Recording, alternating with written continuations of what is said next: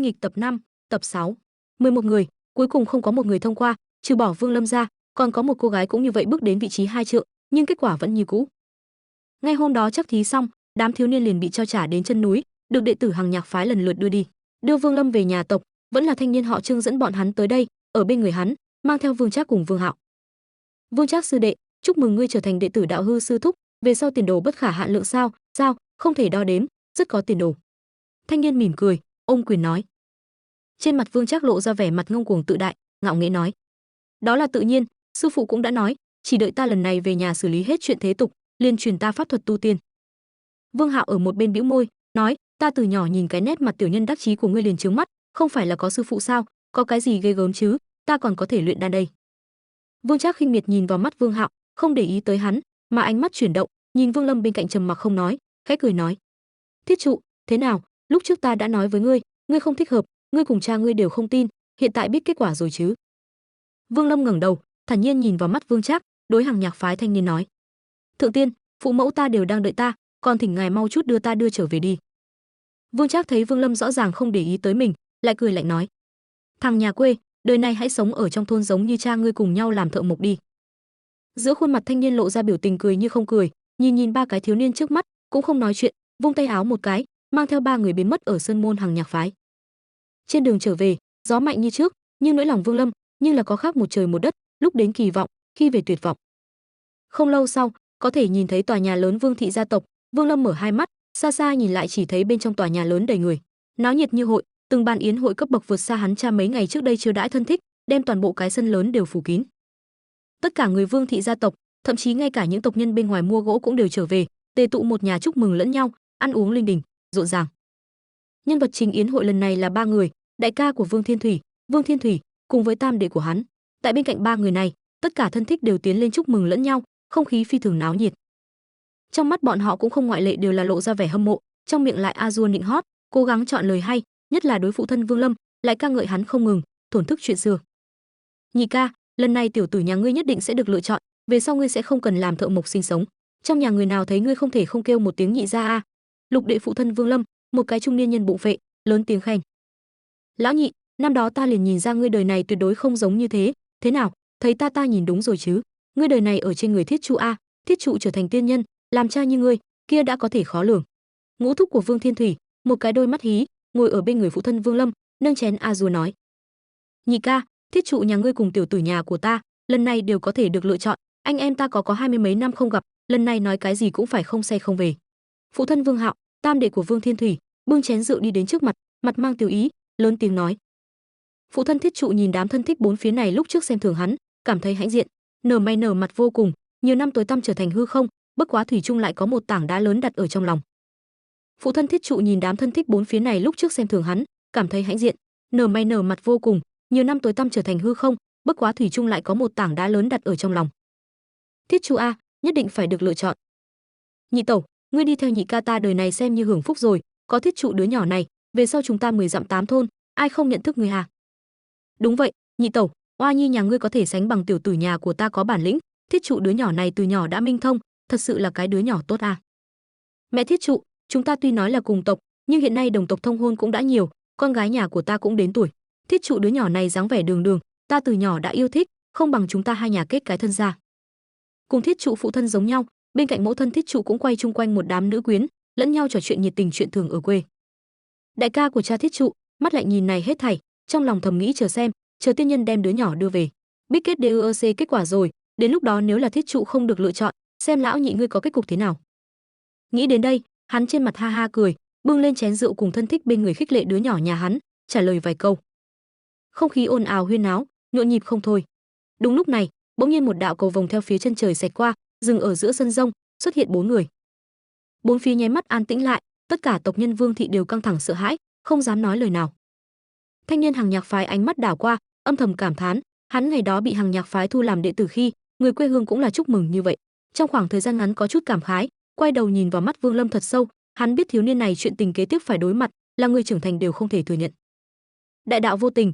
Thanh niên lắc đầu, thân thể khẽ động, phát ra kiếm quang rời đi nơi đây. Người tu đạo không thể có vướng bận thế tục, các ngươi đều tự xử lý tốt, 3 ngày sau, ta lại đến đón các ngươi. Rất xa, truyền đến thanh âm của hắn. Đại ca phụ thân Thiết trụ, vừa thấy đến tiên nhân rời đi, lập tức đi ra kích động nhìn con mình, hỏi: "Đạo hư thượng tiên có thu ngươi làm đồ đệ không?" Vương Trác vẻ mặt tự đắc, kiêu ngạo nói: "Đó là tự nhiên, sư phụ nói ta trong vòng 10 năm sẽ trở thành nhân tài kiệt xuất trong hàng đệ tử Hằng Nhạc phái." Phụ thân Vương Trác mừng rỡ, vỗ vỗ thật mạnh bả vai con mình, thoải mái nói: "Tốt, Vương Trác ngươi về sau chính là tiên nhân rồi, chúng ta Vương gia có tiên nhân rồi, ha ha." Phụ thân Vương Hạo lúc này cũng là vẻ mặt lo lắng, nhìn chằm chằm Vương Hạo, đang muốn hỏi, Vương Hạo ngáp một cái, đắc ý nói: "Cha, không cần hỏi, con ngươi đã là đệ tử Hằng Nhạc phái rồi." Vương Hạo phụ thân mừng như điên, cầm lấy chén rượu hung hăng uống một ngụm. Vương Trác mắt lộ ra vẻ khinh miệt, giọng âm dương quái dị nói: "Tam thúc, ngươi sinh đứa con tốt, đem chúng ta mặt mũi Vương gia đều mất hết, trước mặt mọi người nhân làm trò nịnh nọt tâng bốc thượng tiên, cuối cùng lại tặng lễ, lúc này mới miễn cưỡng đạt được một cái tư cách dược đồng." Vương Hạo hất lông mi một cái, châm chọc nói: "Ta tình nguyện, như thế nào, đến lúc đó nhìn xem ai tiên pháp lợi hại liền biết ai làm Vương gia mất mặt." Phụ thân Thiết Trụ vẫn nhìn oa nhi nhà mình, hắn theo Thiết Trụ trên mặt nhìn đến một tia xa sút, trong lòng run lên, dâng lên một cỗ dự cảm không hay. "Thiết Trụ, ngươi thế nào?" Mẹ Thiết Trụ cõi lòng đầy kỳ vọng hỏi. Thiết Trụ trầm mặc, Vương Trác ở một bên châm chọc nói: "Ta đã sớm nói mà, tiểu tử này không thích hợp, hiện tại thế nào, rõ ràng vô ích mà mất mặt, ta là lần đầu tiên chắc thí đã được thu nhận, không thấy được hắn phía sau vài lần chắc thí, nhưng mà nghe nói là 3 hạng chắc thí không một cái đủ tư cách, sớm nghe lời ta, thà là không đi, ta ước chừng Hồ tử nhà tứ thúc đi đều mạnh hơn hắn." Tứ thúc Thiết Trụ nhướng mày, quát: "Vương Trác, cho dù ngươi trở thành tiên nhân, cũng đừng ở trước mặt ta làm càn. Hồ tử nhà ta có thích hợp hay không, cũng không liên quan gì tới ngươi, kẻ không biết lớn nhỏ." Vương Trác trong mắt hàn quang chợt lóe, cười lạnh vài câu không nói gì. Phụ thân của Thiết Trụ thoáng cái dường như già nua hơn 10 tuổi, ngồi phịch trên ghế. Mẫu thân của Thiết Trụ cũng là giật mình, dường như không thể tin được, hỏi: "Thiết Trụ, là thật sao?" Thiết Trụ cắn chặt môi dưới, không chút cảm giác được đã chảy máu, phịch một tiếng quỳ trên mặt đất, dập đầu vài cái thật mạnh, thấp giọng nói: "Cha, mẹ, Thiết Trụ không được tiên nhân thu nhận, thực có lỗi với các người. Ta kiếp sau sẽ báo đáp ơn dưỡng dục của các người." Mẹ Thiết Trụ cảm nhận thấy được niềm tuyệt vọng đến trong giọng nói con mình, lập tức chạy tới, ôm lấy Thiết Trụ, nghẹn ngào nói: